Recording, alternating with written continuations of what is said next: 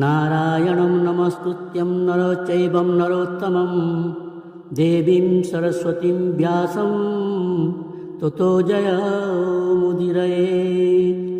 मुखं करोति वाचालं पङ्गुं लङ्घयते गिरिं यत्कृपातहं वन्दे परमानन्दमाधवम्।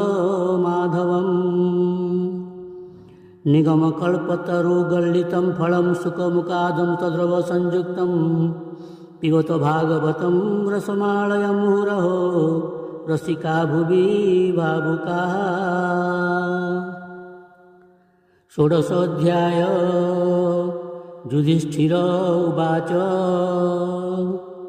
कहन्ति राजा युधिष्ठिर शृण हे प्रभु दामोदर आषाढ़ शुक्ल एकादशी नामे की एति विधि मिशी।